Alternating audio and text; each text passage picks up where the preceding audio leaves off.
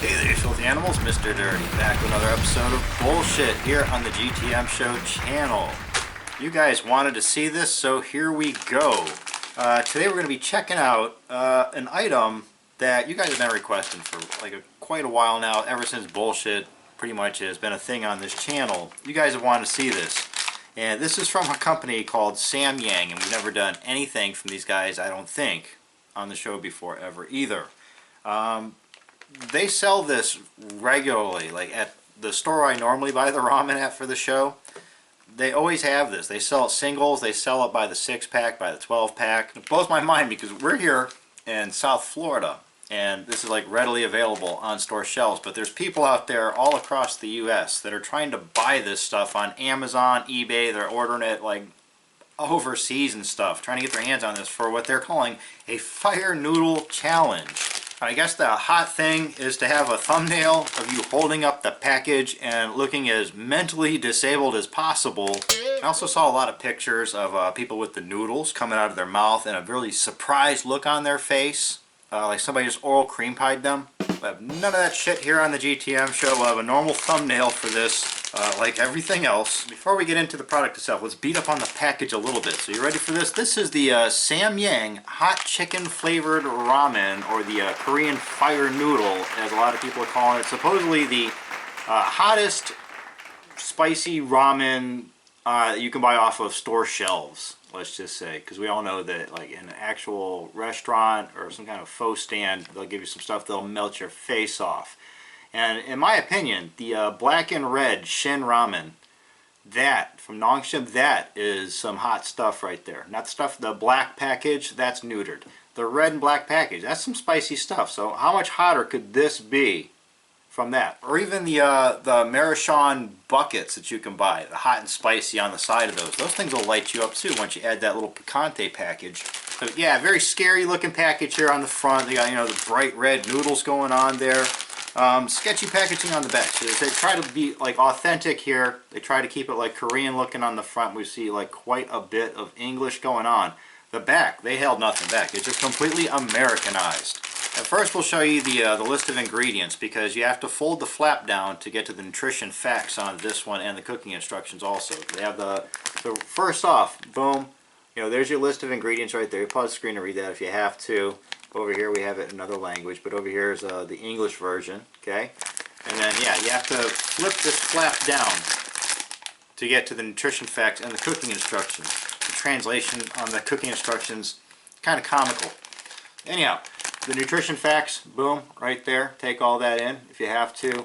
And over here is the cooking instructions. We're going to get into that in a minute. Yep, stovetop. Alright, so our cooking instructions are 3 steps. Number 1, put noodles into 600 milliliter boiling water and cook for 5 minutes. I'm probably not going to be cooking that for 5 minutes because, you know, for me, I like it slightly al dente. Also have to point out the 600 milliliters, since they went ahead and they kind of like tried to United States Americanize the shit out of the back of this package. Milliliters, you know, most of our stuff is in cups or ounces. But step 2 says, please remove water from noodles, and then in parentheses, remain 8 spoons of water. I shit you not, and I'll show you that. And put liquid soup into noodles. Stir fry 30 seconds.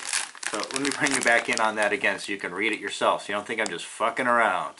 Yeah. And step 3, put flakes and stir well and serve. So they leave us with like a run-on sentence going on there. Let's slice this open and take a look at what kind of a noodle palette we have going on. We know that the Shin gives us a round one that fits into a pot, and I can kind of feel in there this one's not round. Alright, we got a huge noodle palette going on here.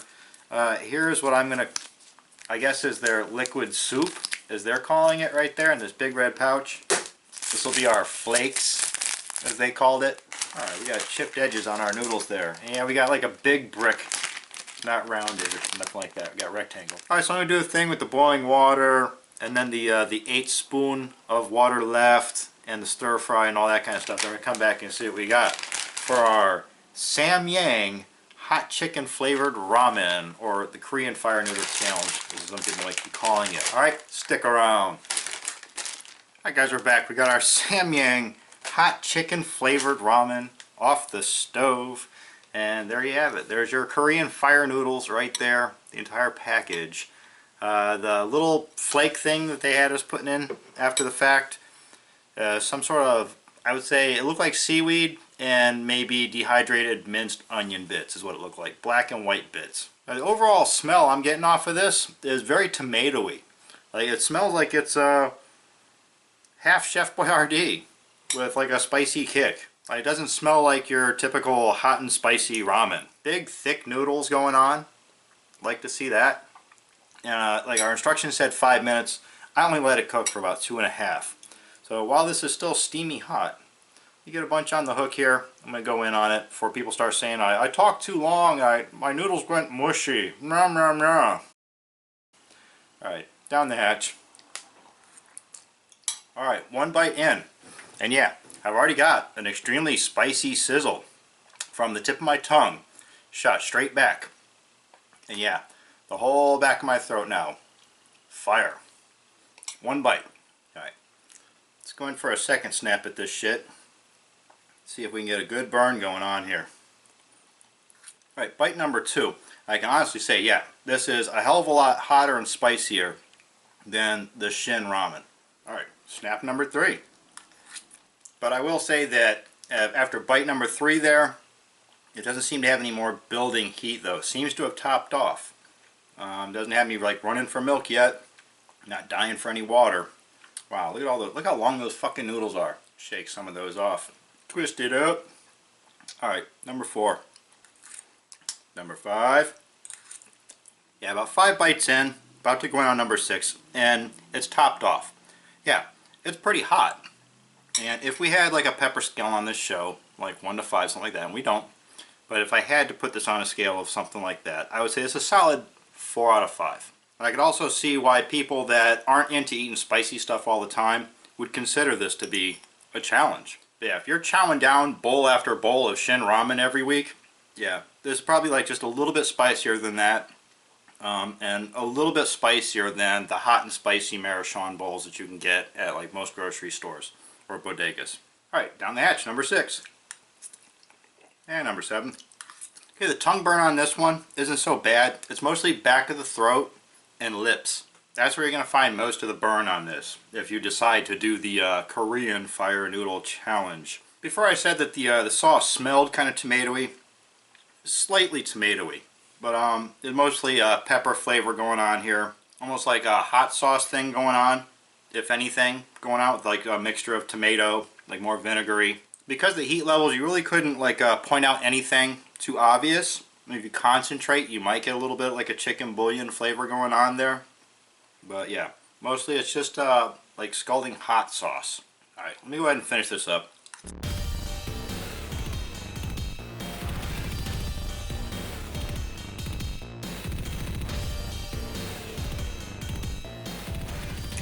Boom, done.